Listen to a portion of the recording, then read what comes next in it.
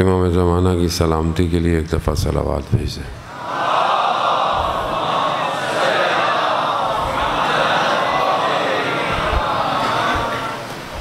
لا حول ولا قوة الا باللہ العلی العظیم حسبنا اللہ ونعم الوکیل نعم المولا ونعم النصیر۔ اعوذ باللہ من الشیطان الرجیم بسم اللہ الرحمن الرحیم۔ الحمد للہ الذی یؤمن الخائفین وینجی الصالحین وجزاء المستکبرین وَيُهْلِكُ مُلُوكًا وَيَسْتَخْلَفُ آخَرِينَ والصلاة والسلام علی رسول ثقلین محبوب رب المشرقین والمغربین جد الحسن والحسین نبینا سیدنا ابی القاسم محمد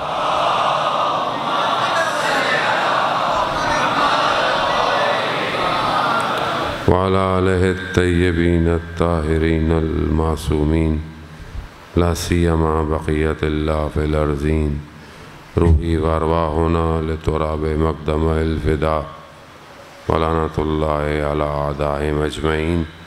بسم اللہ الرحمن الرحیم۔ رب اشرح لی صدری ویسر لی امری واحلل عقدۃ من لسانی یفقہوا قولی اما بعد فقط قال اللہ تبارک و تعالی فی کتاب الحکیم والقرآن المجید وما خلقت الجن والانس الا لیعبدون۔ صلوات بھیج دیں محمد۔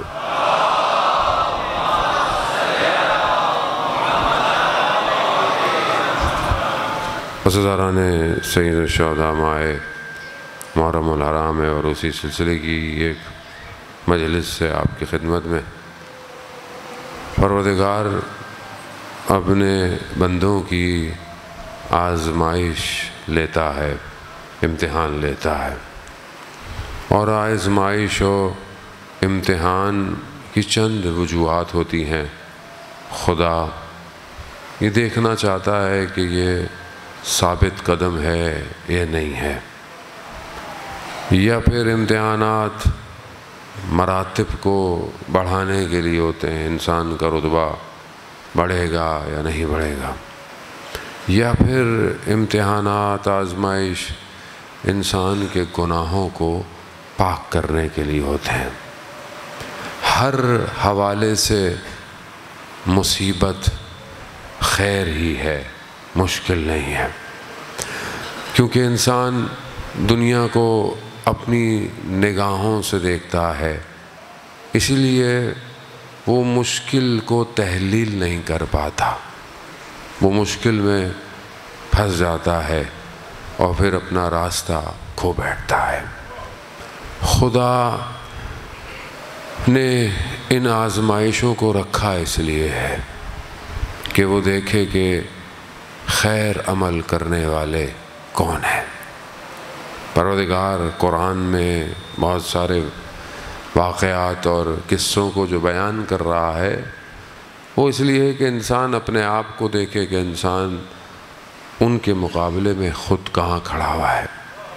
کل آپ کی خدمت میں میں نے بہرحال ایک حدیث پیش کی کہ جس کے اندر عقل سالم میں جو خصوصیات ہوتی ہیں تاکہ وہ انسان دیکھے، اور جب عقل سالم ہوتی ہے تو وہ پھر درک کرتی ہے، ادراک کرتی ہے، پھر وہ پہچانتی ہے مفاہیم کو۔ مفاہیم عقل درک کرتی ہے، کائنات میں بہت ساری چیزیں عقل اس کو پہچانتی ہے، درک کرتی ہے۔ خیر اور شر کا درک عقل کرتی ہے۔ عقل انسان کے لیے ایک سٹیپ ہے لیکن انتہا نہیں ہے۔ عقل صرف درک کر سکتی ہے، عقل دیکھ نہیں سکتی۔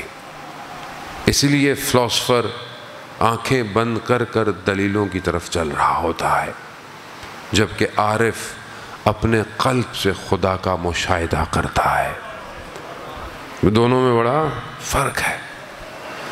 عقل کو صحیح نہ ملے تو وہ انحراف پہ انسان کو لے جاتا ہے۔ جیسے بڑے بڑے لوگ اچھے خاصے پڑھے لکھے ہوتے ہیں اور زیادہ پڑھ لیں تو پھر پڑھے رہ جاتے ہیں۔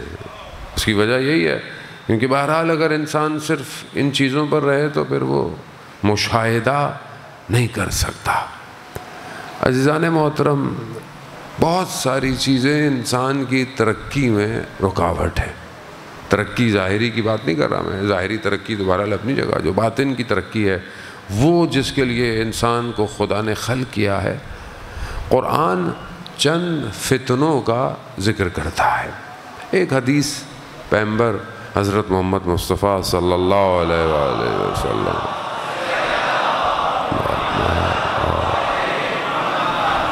ایک حدیث آپ کی خدمت میں کہ ہم بہرحال اس فتنوں کو تھوڑا سا اور دیکھ سکیں کہ کیا ہے، کہاں ہے۔ رسول خدا نے حضرت ابو ذر سے اس حدیث کو بیان کیا کہ یا ابا ذر، حب المال والشرف، یعنی مال کی محبت اور شرف یعنی آنر، یعنی ڈیزگنیشن، پوسٹ، یہ تو ہے انسان تھوڑا سا، انسان کو تھوڑی ویلیو چاہیے معاشرے میں، انسان چاہتا ہے کہ ذرا لوگ اسے پہچانیں۔ حب المال والشرف، یہ دو چیزوں کی محبت رسول خدا ارشاد فرماتے ہیں۔ بس میں اسی حدیث پہ گفتگو کروں گا، میں زیادہ وقت آپ کا نہیں لوں گا۔ حب المال اور شرف، یہ دو محبتیں رسول خدا فرماتے ہیں یہ انسان سے اس کے دین کو ایسے چھینتی ہیں، ایسے برباد کرتی ہیں جیسے رات کی تاریکی میں بھیڑیوں کے غل میں یعنی بھیڑوں کے غل میں دو خطرناک بھیڑیے آ جائیں اور صبح تک وہ کیا کریں بھیڑوں کے ساتھ کہ جو وہ کر سکتے ہیں وہ کریں۔ یہ دو بھیڑیے خطرناک کہاں آ جائیں؟ بھیڑ آپ کے پاس شیپ سے کیٹل کا پورا ایک فارم ہے، رات کی تاریکی ہے، دو بھیڑیے آ گئے۔ بھیڑیے کی صفت کیا ہے؟ خطرناک ہے، خوفناک ہے، خونخوار ہے، اور رات ہے، رات بھیڑیا نظر نہیں آتا، مالک سو رہا ہے، غافل ہے، دنیا یعنی ایسی کیفیت آ جائے کہ اندھیرا ہے، ظلمت ہے، پتہ نہیں ہے۔ اس حالت میں دو خونخوار دشمن صبح تک کیا کریں گے؟ یا ان کو ماریں گے، زخمی کریں گے، یہاں تک کہ بھیڑیے مر جائیں گے، صبح تک کوئی سہارا نہ ہو۔ یہ دو محبتیں انسان سے دین کو ایسے چھینتی ہیں۔ لیکن بہرحال اب رسول کی حدیث ہے، اور ہمیں تو ویسے بھی اتنا محبت اللہ کرے کہ رسول سے ہو کہ ہم رسول کی حدیثوں کو یاد بھی کریں اور آگے کی طرف بھی بڑھیں۔ عزیزان محترم، روایات کہتی ہیں کہ 40 حدیثیں جسے یاد ہوں وہ جنت کی طرف چلا جاتا ہے۔ تو مومنین، بچوں کو، بڑوں کو تو کیا کر سکتے، بزرگ تو ماشاءاللہ جانتے ہیں، بچوں کی بات کر رہا ہوں جہاں اتنی چیزیں حفظ کرتے ہیں، ذہن میں ہوتی ہیں، سپر اسٹار، کرکٹر، فٹ بال کے میچ، کرکٹ کے میچ، کون سا کہاں ہو رہا ہے، کون کیا ہو رہا ہے، وہ حدیثیں بھی یاد کریں، تھوڑی تھوڑی حدیثیں بھی یاد کریں، پتہ تو ہو کہ بہرحال مسلمان ہیں، کہیں نہ کہیں سے تو نظر آئے کہ ہم مسلمان ہیں، اور یہ حدیثیں پریکٹیکل ہیں۔ یہ رسول خدا کی حدیث پریکٹیکل حدیث ہے کہ یہ دو محبتیں، اب یہ دو محبتیں ہماری زندگی میں ہیں کہ نہیں ہے؟ مال کی محبت، مال کی محبت بہت خطرناک ہے۔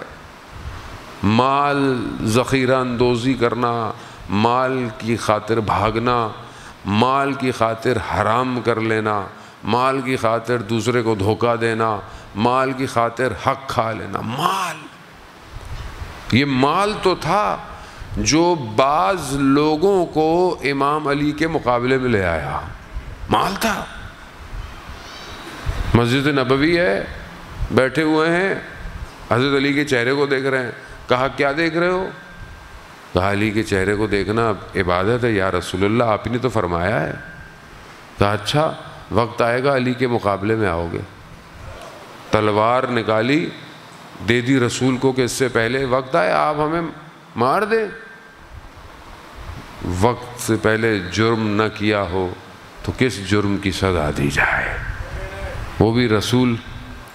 ہاں یہ ہوا، وقت آیا، ایک جنگ میں امام کے گھوڑے کے مقابلے میں گھوڑا آیا، امام نے وہیں یاد دلایا، سر جھکا، شرمندہ ہوئے، پیچھے چلے گئے۔ کمال پیچھے جانے میں نہیں تھا، کمال امام کی طرف آنے میں تھا۔ حب المال، کہتے ہیں کہ گھروں سے سونے کے پہاڑ نکلے، اتنی محبت مال نے برباد کی۔ اب یہ مال آج انسان کو، یہی مال تو برباد کر رہا ہے۔ یہ جو بہرحال جو، اور یہ دونوں چیزیں آج ہمارے ہاں جو ڈیزگنیشن، پوسٹیں، حکمراں، حکومتیں، یہ سب کیا ہے؟ دو ہی تو ہیں۔ کوئی پیسے خرچ کرتا ہے، مجھے پوسٹ مل رہا ہے، پیسے خرچ کرتا ہے، پوسٹ مل رہا ہے، پھر پوسٹ سے پیسے کماتا ہے۔ اب دونوں چیزیں محبت ہے نا، کسی کو صرف نام چاہیے، نمود چاہیے۔ اور آج کی دنیا اسی اسٹریٹجی پر چل رہی ہے۔ دنیا ڈیزائن ایسی کی گئی ہے کہ لوگوں کے دلوں میں مال کی محبت پیدا ہو۔ آج کل کا جوان شارٹ کٹ کے چکر میں، پڑھے بغیر، محنت کیے بغیر پیسے آ جائیں۔ وہ انٹرنیٹ پہ بھی دیکھتے ہیں نا، وداؤٹ اینی اسٹرگل آپ ہزاروں ڈالر کما سکتے ہیں۔ انسان کہتا ہے بھائی کہ ہم بھی کیوں نہیں کما سکتے؟ یہ کیا ہے؟ حب المال۔ مولانا صاحب یوٹیوب کا چینل بنا لیں، جائز ہے، ایڈ آتے ہیں عجیب سے غریب سے، جائز ہے، پیسے آ رہے ہیں، محنت کریں، کوئی اچھی چیز بنا رہے ہیں تو بری بات نہیں ہے۔ اور دوسری چیز کیا ہے؟ نام، شہرت۔ اس کو آج دنیا کو کیسے لگایا ہوا ہے؟ فالوور۔ جتنے زیادہ فالوور ہوں گے اتنے ہی تو فیمس ہوں گے آپ۔ جتنے زیادہ چیزیں چلیں گی، جتنے لائکس ہوں گی، یہ ہر بندے میں ہو گیا ہے، بچے میں ہو گیا ہے۔ ماں باپ کو پتہ نہیں ہے، چھوٹے سے بچے کو انسٹاگرام دیا ہوا ہے، وہ بھی چاہ رہا ہے کتنوں نے لائک کیا۔ حب و شرف ہو گیا ہے۔ دنیا اسی مقابلے میں آگے بڑھ رہی ہے، اور یہ دنیا کا بازار اتنا گرم ہے کہ کسی کو محسوس نہیں ہو رہا کہ ہم بربادی کی طرف۔ اور رسول خدا کیا کہہ رہے ہیں؟ یہ دو چیزیں انسان سے دین کو ایسے کھینچتی ہیں جیسے رات کی تاریکی میں بھیڑیا کھچ رہا ہے۔ آج قوم بے دین ہوتی جا رہی ہے نا۔ آج آپ دیکھیں کہ یہ فیکٹرز کیا ہیں جو آج بے دین معاشرہ ہو گیا ہے۔ آج ہم مسلمان، اہل بیت کے ماننے والے، لیکن آپ ہماری حالت دیکھیں، آپ ہمارے تہوار دیکھیں، آپ ہماری کوئی چیز دیکھیں۔ اچھا کوئی ممبر سے کچھ کہہ دے، نصیحت کہہ دے تو غلطی کر بیٹھتا ہے۔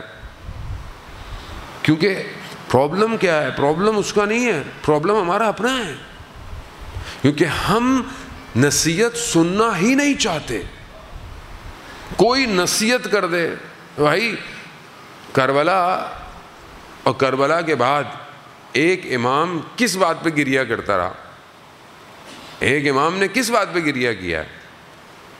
کہ گھر کی خواتین غیر کے مجمع میں، اسی پہ گریہ کیا نا امام نے کیا کہا؟ ہائے شام، ہائے شام، ہائے شام۔ شام میں کیا تھا؟ اغیار کا مجمع تھا، علی کی بیٹیاں تھیں، یہی غیرت مند کے لیے کافی تھا۔ اور آج ہم بالکل اس کے اپوزٹ چل رہے ہیں۔ ہم کسی چیز کی پاسداری کر ہی نہیں رہے۔ معاشرہ کہ جو دل چاہ رہا ہے، جہاں دل چاہ رہا ہے جا رہا ہے۔ اور دشمن اتنا بزدل ہے، آپ کو سمجھ میں نہیں آ رہا، دشمن بزدل ہے۔ دشمن اپنے نام سے سامنے آ ہی نہیں سکتا، نہ آتا ہے وہ انہی چیزوں کا سہارا لے لے کے آپ کو اور میرے جذبات کو خراب کر رہا ہے۔ عزاداری، عزاداری، عزاداری، وہ قوم چلے جا رہی ہے، چلے جا رہی۔ حب المال، کیونکہ ہمارے اندر مال کی محبت آ گئی ہے، ہمارا دین بکھرتا جا رہا ہے، بکھرتا جا رہا ہے۔ نام، نمود، میری مجلس کتنی بڑی ہوگی، میری شبیداری کیسی ہوگی، میرا نام کتنا ہوگا، میرا پوسٹر کتنا بڑا ہوگا، میری تصویر کتنی بڑی ہوگی۔ یہاں تو لوگ ناراض ہو جاتے ہیں کہ میری تصویر بڑی چھوٹی کیوں ہے پوسٹر پہ۔ جن کی مجلس ہے ان کا نام، جس کے صدقے میں مجلس ہے، ان کا نام چھوٹا سا، مجلس حسین چھوٹا سا، باقی علامہ نصرت عباس اتنا بڑا بڑا لگا ہوا۔ ہماری حیثیت کیا ہے؟ ہماری پہچان کیا ہے؟ حسین۔ یہ سب ہم نے خود کیا ہے۔ میں خود کو سروار ہوں، میں آپ کو کیا کہہ رہا ہوں، خود کو معاشرہ کسی اور طرف جا رہا، حب المال والشرف برباد کر رہا ہے۔ کس چیز نے بنی اسرائیل کو برباد کیا؟ قرآن 3 ڈفرنٹ اینالوجی کو بیان کر رہا ہے، 3 ڈفرنٹ۔ پہلی طاقت، فرعون کے پاس کیا تھی؟ طاقت، گورنمنٹ۔ یہ پہلی اسٹریٹجی، پہلا سسٹم کیا ہے؟ طاقت، فرعونیت، یہ اپنے ہاتھ میں رکھو، یہ اپنے سسٹم میں رکھو، یہ برباد۔ دوسری چیز قارون، کیا چیز تھی؟ دولت، خزانہ۔ تیسری سامری کیا تھا؟ آرٹس، جادو، دھوکہ، یہ کیا ہے؟ سامری ہے۔ آج آپ ان ساری سسٹم کو دیکھیں، یہ پھیلا ہوا ہے، پھیلا ہوا ہے۔ قرآن عبرت ہے، عبرت کے لیے ہے۔ قرآن کی آیات عبرت کے لیے جانے محترم۔ قرآن ثواب کے لیے جگو نا، قرآن کو تو دیکھنا ثواب ہے، قرآن کا سننا ثواب، قرآن کا پڑھنا ثواب، لیکن یہ ثواب لے کے کہاں جائیں گے جب قوم بیداری نہیں ہو رہی ہے؟ قرآن بیداری کے لیے ہے نا، ہدی للمتقین، متقیوں کی ہدایت ہے۔ اب متقی ہوں گے تو ہدایت ہوگی۔ کس کے ماننے والے؟ امام المتقین۔ کس کا امام ہے؟ متقیوں کا امام۔ متقی کسے کہتے ہیں؟ جس نے تقوی اختیار کیا۔ بھائی سادی سی آسان سی مشکل بات ہی نہیں ہے۔ تقوی کسے کہتے ہیں؟ کہ جو حرام انجام نہ دے اور حلال کو انجام دے۔ دوسری ڈیفینیشن ہے جو خدا کا خوف رکھتا ہو۔ متقوی وہی ہے، خدا کا خوف۔ اب خدا کا خوف، اچھا اب متقیوں کی صفت کیا ہے؟ کوالٹیز کیا ہیں؟ اب کہاں سے لیں؟ کون بتائے گا؟ جو امام ہوگا وہی تو بتائے گا۔ امام المتقین تقوی کی تعریف کرے گا، اور تقوی کی تعریف کہاں ہے؟ قرآن نے بھی کی ہے، امام نے بھی کی ہے۔ امام نے تقوی کی تعریف کہاں کی ہے؟ ابھی دیکھیں کوشچن مارک، معاشرے میں ٹینشن، مولانا صاحب ہوم ورک دے رہے ہیں۔ ہوم ورک ہے بھائی، علمی لذتوں سے کچھ نہیں ملنے والا کہ کوئی 1 گھنٹہ ہے اور آپ کو دے کے گھر چلا جائے۔ خود بھی تو کچھ کریں، تبھی تو مسائل ہیں جانے محترم۔ کوئی بھی آتا ہے کچھ بھی کہہ کے چلا جاتا ہے، ہم بھی سب واہ واہ کر کے گھر چلے جاتے ہیں۔ امام المتقین نے خطبہ متقین، خطبہ حمام، نہج البلاغہ، نام تو سنا ہوا ہے نا نہج البلاغہ کا۔ نہج البلاغہ جو گھروں میں رکھا ہوا ہے، اگر ہے، نہیں ہے تو موبائل میں ہے، ہوگا تو ہوگا۔ عزیزان محترم، خطبہ حمام ہے، اس میں امام صفات بتا رہا ہے۔ میں ایک صفت آپ کو، مومن کی بہت ساری صفات ہیں، میں قرآن بھی مومنین کی صفات بتا رہا ہے اور نہج البلاغہ بھی مومنین کی، متقین کی صفات بتا۔ امام ایک صفت بتاتے ہیں کہ مومن متقی جو ہے وہ کسی چیز کے آنے سے اور کسی چیز کے جانے سے اس پر کوئی اثر نہیں ہوتا۔ یعنی اس کو کچھ مل جائے، از آمد و رفت، ہیچ اسے کچھ نہیں ہوتا۔ یعنی اس کو کچھ مل گیا بہت خوش نہیں ہوتا، کیوں؟ اس کو پتا ہے میرا ہی نہیں ہے۔ اور اگر کچھ چھن گیا، کچھ زندگی سے چلا گیا، تو اتنا افسوس نہیں کرتا کہ موت آنا شروع ہو جائے۔ یہ نشانی ہے مومن کی، صفات ہے یہ۔ خب یہ صفت جس کے اندر ہو، کیا وہ حب المال رکھے گا؟ مال سے محبت رکھے گا؟ نہیں رکھے۔ ڈیزگنیشن سے رکھے گا؟ فرق نہیں پڑتا۔ کیا فرق پڑتا ہے؟ مثلا میں نے جو ہے وہ اس سال جو ہے وہ مطلب یہاں میں نے مجلس پڑھی، کیا ماشاءاللہ لوگ تھے، پبلک۔ اب اگلے سال میں نہیں مجلس پڑھا تو کیا آئے گا؟ میرا ہارٹ اٹیک ہو جانا چاہیے۔ وہ فرق ہونا چاہیے؟ نہیں ہونا چاہیے بھائی، کیا ہو گیا؟ یہاں بھی ذکر ہے، کہیں اور پہ بھی ذکر ہے، اس میں کیا فرق پڑتا ہے؟ کیونکہ ہم چیزوں سے اتنی محبت کر بیٹھے ہیں، پوسٹ سے، ڈیزگنیشن سے. مطلب انجمن کا صدر ہے، وہ اترنے کو تیار ہی نہیں ہے. ٹرسٹ کا صدر ہے، وہ کہتا میں ساری زندگی میں ہی رہوں گا. مدرسے جس مولانا نے بنائے ہیں وہ کہتا ہے میری اولاد ہی مدرسے کو چلائے. خوف، اتنی محبت ہے نا یہ، اور کیا ہے یہ، چھوڑنے کو تیار ہی نہیں ہے آدمی. حکومت و حکمراں کو دیکھ لیں آپ، میں ایم این اے بنا وغیرہ، میرا بیٹا ایم این اے بنے گا وغیرہ، میرا بیٹا ایم پی اے بنے گا، ختم ہی نہیں ہو رہا سلسلہ، چلے جا رہا ہے، چلے جا رہا ہے، چلے جا رہا ہے. محبت مال کی اور ڈیزگنیشن کی، قوم برباد ہوگی. بیچ دیا قوم کو حب المال نے. عزیزان محترم، یہ حب المال اور ڈیزگنیشن کی محبت تو تھی جو امام حسین کے مقابلے میں آئی. عمر ابن سعد لعین کو شہر رے کی حکومت چاہیے تھی نا، پوسٹ چاہیے تھی. امام سمجھاتے رہے کہ میں تمہیں دوں گا، مال بھی دوں گا، دولت بھی دوں گا، سب کچھ دوں گا. شہر رے، امام نے کہا تجھے نہیں ملے گا، بستر پہ مرے گا. مگر نہیں. عزیزان محترم، یہ بہت خطرناک ہے. قرآن جب قارون کا ذکر کرتا ہے تو کیا کہہ رہا ہے؟ قارون قوم موسیٰ سے تھے، حضرت موسیٰ کی قوم میں تھے. اللہ کہتا ہے کہ میں نے اسے اتنا خزانہ دیا کہ اس کی چابیاں اٹھانے والے تھک جاتے تھے. یعنی خزانہ، اتنا خزانہ تھا کہ جو خزانے کی چابیاں تھیں نا وہ اونٹوں کے اوپر، وہ تھک جاتے تھے. اتنا پیسہ. یہ دنیا.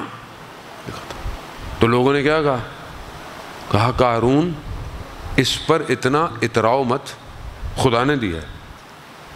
قارون سے یہی تو غلطی ہوئی. قارون اپنے خزانے، قارون کیا کہتا ہے؟ قارون کہتا ہے یہ جو میں نے، میرا مال ہے یہ میں نے اپنے علم سے کمایا ہے.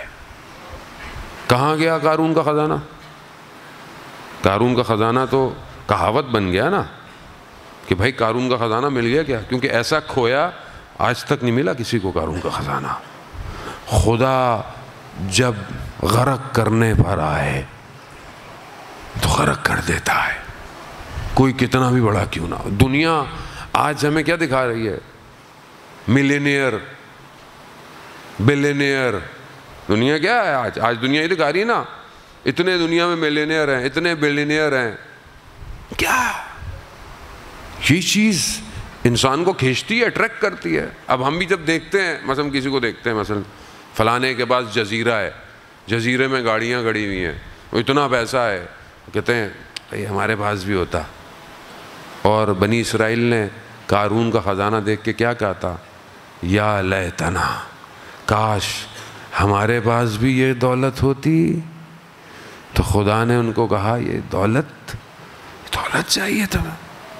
متوجہ ہوئے. عزیزان محترم، یہ محبت مال کی. میں یہ نہیں کہتا کہ آپ کمائیں نہیں، آپ کل کو بولے مولانا صاحب نے منع کر دیا ہم تو نوکری نہیں کریں گے، ہم کمائیں. ایسا کوئی نہیں اسٹوری. حلال رزق کمائیں، محنت کریں اور اچھا کمائیں، مگر آپ کا مال آپ کا نہیں ہے. جتنا آپ کی ضرورت ہے وہ آپ کا مال ہے. جب آپ ضرورت سے زیادہ مال اپنے اوپر خرچ کریں گے تو پھر فساد معاشرے میں شروع ہو جاتا ہے. اس فساد کو روکنے کے لیے بہرحال آپ کو اپنے مال کو صحیح خرچ کرنا ہے. قرآن میں پروردگار کہتا ہے کہ مال اور اولاد فتنہ ہے، فتنہ. خب یہ فتنہ کیا ہے؟ یہ بنی قریظ جو قبیلہ تھا یہودیوں کا، اس کے ساتھ کہتے ہیں 20-22 دن جنگ رہی. یہ بھی انہوں نے بھی کمپیکٹ باندھ لیا کہ ہم رسول خدا سے کہ ہمیں بنا دیں، ہم نکل جاتے ہیں یہاں سے، نکل جاتے ہیں. لیکن ابو لبابہ جس کو یہ بھیجا گیا کہ یہ کام کرے، اس نے خیانت کی. خیانت کیوں کی؟ یہ آیت اسی کی ذیل میں اتری ہے. اس نے خیانت کیوں کی کہ اس کی جو فیملی تھی اس کی جو اولاد تھی، اس کا جو مال تھا، وہ اسی جگہ پہ تھا۔ اس نے اپنے مال اور اولاد کی خاطر خیانت کی رسول خدا سے، اسلام سے۔ اب اسے احساس ہو گیا، آیت نازل ہو گئی، اس نے اپنے آپ کو مسجد نبوی کے ستون کے ساتھ باندھ دیا، نہ کھانا نہ پینا، صرف گریا، اور کہا کہ جب تک مجھے رسول خدا آ کر یہ کہیں گے نہیں کہ اللہ نے مجھے معاف کیا ہے، 7 دن یہ ستون سے بندھا رہا۔ پھر قرآن کی آیت نازل ہو گئی کہ پروردگار نے اس کو معاف کر دیا۔ عزیزان محترم، مگر ہر کسی کو یہ موقع نہیں ملتا کہ انسان اس مال اور اس اولاد کی محبت میں، کل کو ہماری زندگی میں اگر کوئی مشکل آئے تو کیا ہم اپنی مال اور اپنا اولاد قربان کرنے کو تیار ہیں؟ یہ آج ہم انتظار کر رہے ہیں کس کا؟ کربلا میں کیا ہوا؟ چھوٹا 13 سال کا بچہ، وہ جس کا شعار ہے حسینی امیر و نعم الامیر، وہ ایک بچے کا شعار ہے نا، 13 سال کا، کربلا میں اس کا باپ شہید ہو جاتے، وہ آتا ہے امام حسین کے پاس کہ مولا مجھے اجازت دیں لڑنے کے لیے۔ مولا کہتے ہیں تمہارے باپ نے شہادت کر لی، کافی ہے تمہارے لیے، تم اپنی ماں کا سہارا بنو۔ کہا نہیں، میری ماں نے خود بھیجا ہے مجھے۔ یعنی کیا؟ یعنی جب امام ہے تو اولاد امام کے نام پہ جائے، کٹ جائے، مر جائے۔ یہ موت نہیں ہے، یہ بقا ہے، بقا۔ آج اسی کو یاد کر رہے ہیں نا آپ، اس لڑکے کو، اس بچے کو، جوانوں، جتنے بھی تھے کربلا میں۔ ہم جس امام کا انتظار کر رہے ہیں، یا ہم اپنے امام کے لیے اپنے مال اور اپنی اولاد کو تیار کر رہے ہیں؟ کیا ہم اس قابل کر رہے ہیں بیٹا یہ پڑھ لو، یہ پڑھ لو، یہ تیاری کر لو؟ لیکن میں بہرحال بہت معذر کے ساتھ، میں معاشرے کو، جب میں خود ظاہر اسی معاشرے کا حصہ ہوں، باہر سے تو نہیں آیا، ہم اپنی اولاد کی تربیت نہیں کر رہے۔ ہم نے اپنی اولاد کو چھوڑ دیا۔ ہم اپنی اولاد کو بہت ہوا تو زیادہ ہوا تو تنگ کر رہا ہے، موبائل پکڑا دو، ٹیبلٹ پکڑا دو۔ کیا دیکھ رہا ہے وہ؟ دشمن کو پہچاننے کی کوشش کریں۔ ہم اپنے دشمن کو، بچوں کی بھی ویڈیو ڈالتے ہیں ہم لوگ ٹک ٹاک پہ، کتنے ہمیں لائکس آئیں گے، کتنے ویوز آئیں گے، ہم اس کو ابھی سے حب المال اور حب شہرت میں ڈال رہے ہیں۔ جب اس کا اپنا وقت آئے، جب اس کی چیز آئے، اسٹریٹجی آئے، دیکھیں آپ، دیکھیں دنیا کتنی دیوانی ہو گئی ہے اس ٹائم۔ اپنی گھر کی تصویریں، گھر کی ویڈیو، فلانی جگہ جا رہے ہیں، کیوں؟ دنیا دیکھے گی۔ شہرت خطرناک ہے، انسان کو برباد کر دیتی ہے، اور ہم امام کا انتظار کر رہے ہیں۔ زن محترم، ہماری اولادیں کیا امام کے لیے تیار ہیں؟ استاد دانشمند واقعہ بیان کرتے ہیں کہ ایک جوان اپنے گھر میں تھا تو دیکھا کہ ڈور بیل بجی، اسکرین، کیا دیکھتا ہے؟ دیکھا تو اس نے امام جو ہیں وہ دروازے پہ کھڑے ہوئے ہیں۔ کہا کون؟ کہا مہدی۔ کہا مولا۔ کہا مجھے 2 منٹ دے، میں ذرا جلدی جلدی اپنا گھر صحیح کروں۔ اتنی دیر میں اس نے باہر نکل کے دیکھا امام گلی کے کونے پہ کھڑے ہوئے ہیں، اور امام خدا کی بارگاہ میں آنکھوں سے آنسو ہیں، کہہ رہے ہیں پروردگار میں نے ان سب کے گھروں کو کھٹکھٹایا، کوئی کہتا ہے 5 منٹ، کوئی کہتا ہے 2 منٹ، کوئی میرے لیے تیار نہیں ہے، نہیں ہے تیار۔ میں تیار ہوں۔ کاش میں کربلا میں ہوتا، یا لیتنی کنت معکم فافوز فوزا عظیما، کاش میں کربلا میں ہوتا۔ ابھی امام بولے میں آ رہا ہوں آپ کے گھر پہ، گھر ہے ایسا، تیاری ہے۔ اس مال اور شہرت کی محبت کو ہٹائیں تب امام کی محبت دل میں آئے گی، اور جس کے دل میں امام کی محبت آ جائے وہ گمنام مر جاتا ہے۔ خدا پھر جسے چاہے، جس کے نام کو جہاں پھیلانا چاہے۔ شہید اپنے وصیت نامے میں لکھتا ہے، میں پہلے پڑھ چکا ہوں عزیزان محترم، شہید 8 سال عراق ایران کی جو جنگ تھی، اس میں ایک شہید، اس کا بعد میں وصیت نامہ ملا، اس نے اپنے وصیت نامے میں لکھا ہوا، جوان تھا عزیزان محترم، جوان، کہتا ہے پروردگار پہلے تو مجھے رات کو اٹھاتا تھا، کب؟ سحر میں، فجر سے پہلے، تو میں ناز کرتا تھا، میں کروٹ بدل کے سو جاتا تھا، تو چاہتا تھا مجھ سے بات کرے لیکن میں ناز کرتا تھا۔ ہوتا ہے نا بیٹا ماں کیا کہتی ہے بچے سے، بیٹا سن لو، بیٹا نہیں، بچے لاڈ کرتے ہیں تو بچے کیا کرتے ہیں؟ ناز کرتے ہیں نا۔ خدا کہتا، وہ کہتا ہے خدا مجھے اٹھاتا تھا، اٹھو عبادت کرو، مجھ سے بات کرو، میں تم سے بات کرنا چاہتا ہوں، میں کروٹ بدل کر سو جاتا تھا۔ اب وہ کہتا ہے کہ اب میں فرسٹ لائن پہ، خط مقدم پہ کھڑا ہوں، اور اب میں چاہتا ہوں کہ میں تجھ سے ملاقات کروں، یعنی شہید ہو جاؤں۔ اب تو ناز کر رہا ہے، اب تو مجھے تڑپا رہا ہے پروردگار۔ کربلا، یہی تو داستان ہے۔ کربلا میں جو آئے وہ تڑپ رہے تھے، پہلے کون جائے گا، ملاقات چاہتے تھے۔ اللہ اکبر، کیسی تڑپ ہے عزیزان محترم۔ بہرحال یہ چند دقیقے آپ سے، جوان ہیں آپ ماشاءاللہ سارے، وہ ایک جوان جو کربلا میں ہے وہ کتنا امپورٹنٹ ہے۔ میں معرفت، ہمارے استاد آیت اللہ تحریری کہتے ہیں کہ حضرت علی اکبر کی معرفت ہم نہیں پہنچ سکتے، کہ وہ جو آخری لمحہ ہے نا حضرت علی اکبر کا، کہ جب سید الشہداء اپنے بیٹے کے رخسار پہ رخساروں کو رکھتے ہیں، تو اس وقت حضرت علی اکبر نے اپنے بابا سے کچھ کہا ہے۔ کیا کہا؟ بابا، ابھی روح پرواز نہیں کی ہے، زندہ ہیں۔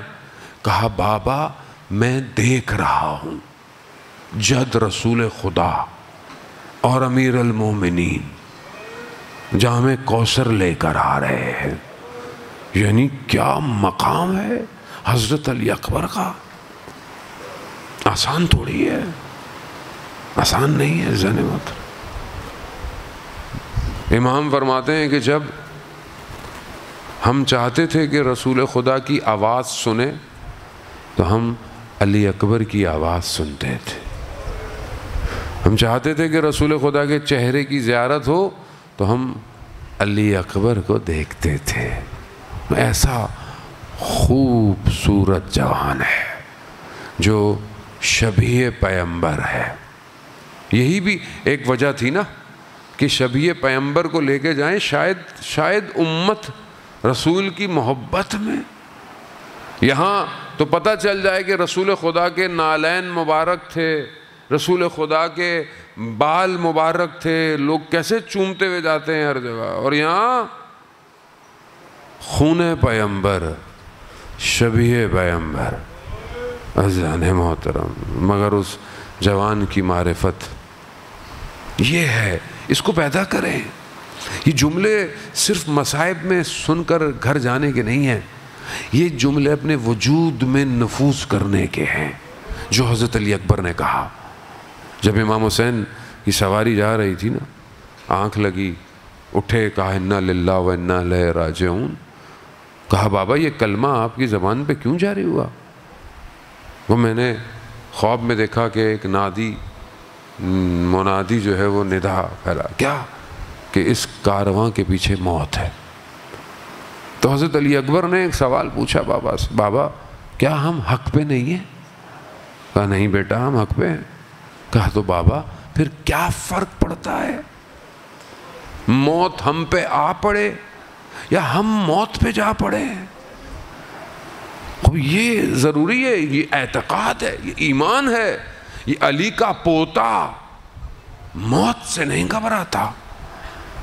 لیکن کمال دیکھیں آپ، یہ جوان اتنا خوش اخلاق جوان ہے، اتنی اس کی رسپیکٹ ہے اہل حرم میں کہ پورے راستے میں جہاں امام کو کوئی بات پہنچانی ہوتی تھی تو علی اکبر کو بھیجتے تھے، اور اہل حرم علی اکبر سے محبت بھی بڑی کرتے تھے۔ بس عزاداران محترم، روز عاشورائی امام کا مؤذن موجود ہے جو اذان دیتا ہے، لیکن امام نے کہا نہیں، علی اکبر آج اذان آپ دیں گے۔ بس عزاداران محترم،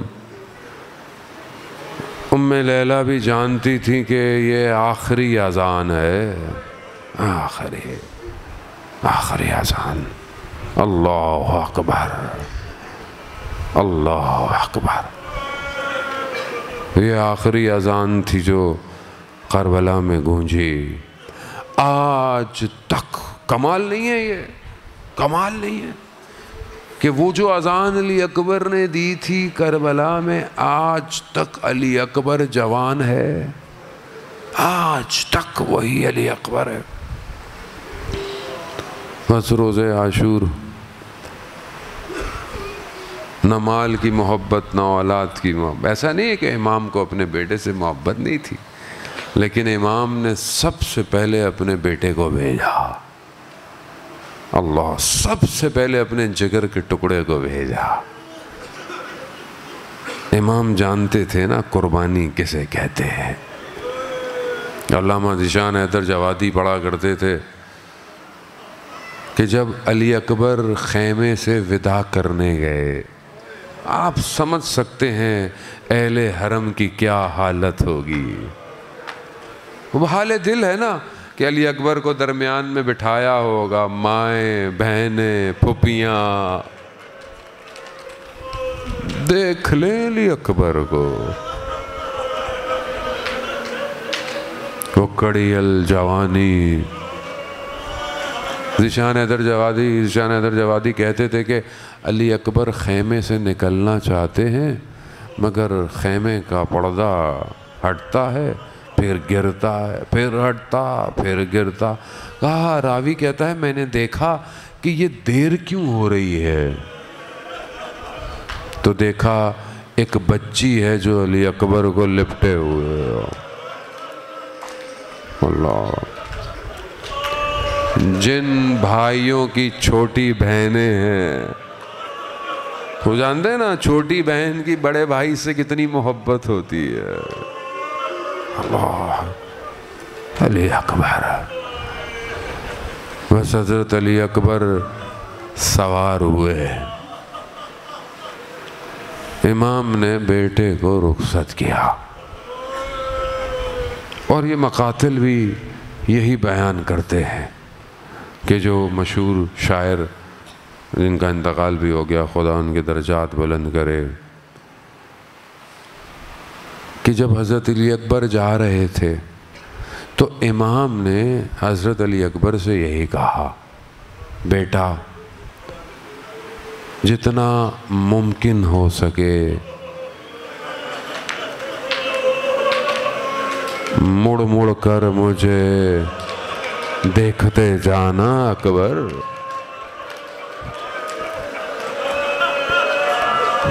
موڑ موڑ کے مجھے دیکھتے جانا اکبر۔ ہم اس محبت کو نہیں سمجھ سکتے جس بیٹے کو تہجد کی نمازوں میں حسین نے مانگا ہو۔ اللہ اکبر۔ عزیزان محترم، بی بی چھوٹی بیٹی جو ہے نا امام حسین کی، مقتل ایک روایت اس سے بیان کرتا ہے اس حصے کی۔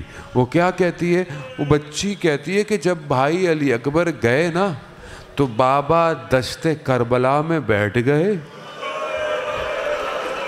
سر جھکائے بیٹھ گئے کہ نہ جانے اب کب خبر آئی۔ بس اب آپ نے گریہ کیا، خدا آپ کے جوان۔ میرے چھٹے امام کہتے ہیں کہ ایک باپ کے لیے، باپ بیٹھے ہوں گے نا ان کے، میں بھی جوان، میرا بھی بیٹا جوان ہے، عزیزان محترم، ایک باپ کے لیے بہترین لذت، چھٹا امام کہتا ہے یہ، اس کا بیٹا جوان ہو، کامیاب ہو جائے، بہترین لذت باپ کے لیے یہ ہے، اور سخت ترین صدمہ باپ کے لیے بیٹا جوان ہو جائے اور مر جائے۔ حضرت علی اکبر گئے جنگ کی حیدر کرار کے بوتے نے، واپس آئے، واپس آ کر مقتل کیا کہتا ہے؟ حضرت علی اکبر نے اپنے بابا سے کیا کہا؟ کوئی باپ سے ایسا سوال نہ ہو جو باپ نہ کر سکتا ہو۔ بابا، گرمی کی شدت، لباس کی حدت مارے دیتی ہے۔ اگر تھوڑا پانی مل جاتا تو میں بتاتا جنگ کسے کہتے ہیں۔ عزاداران محترم، اپنے دل پہ ہاتھ رکھے، مگر حضرت علی اکبر کو پتہ نہیں تھا کہ بابا کے پاس پانی نہیں ہے؟ جانتے تھے۔ کہتے ہیں باپ اور بیٹے کی محبت ایسی تھی جو چھوڑ نہیں رہے۔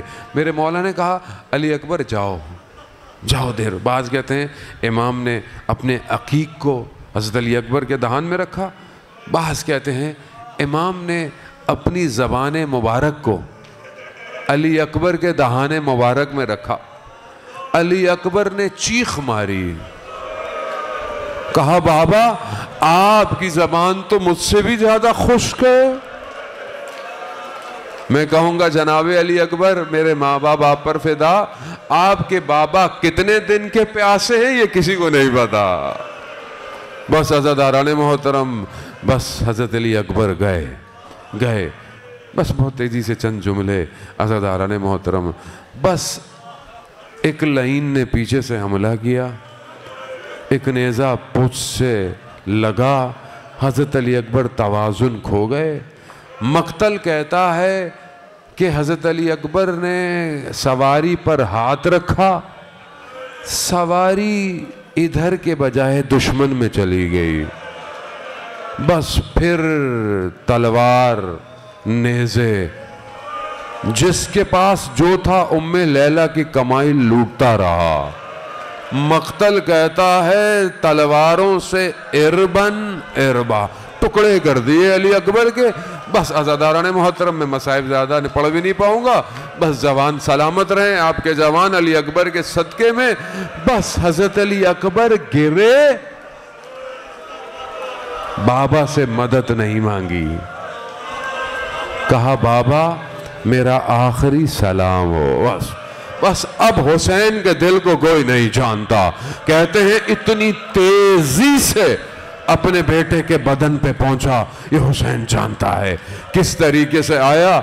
وہ حسین جو حر کو یہ کہہ رہا ہو، حر جوان بیٹے کے بدن پر باپ نہیں آتا، مگر اب آؤ حر دیکھو میرا مولا اپنے بیٹے کے بدن پر آیا۔ عزاداران محترم، مقتل کہتا ہے کہ اٹھانے کی کوشش کی، حسین اٹھا نہ پائے، نہ جانے کس طرح برچھی نکلی ہوگی، کس طرح قلام کیا، بس اپنے رخسار کو علی اکبر کے رخسار پر رکھا، بس علی اکبر کی روح پر آواز کی، پھر کہتا ہے کہ میرا مولا دشت کربلا میں بیٹھا، صرف 3 دفعہ کہا ولدی ولدی، میرے بیٹے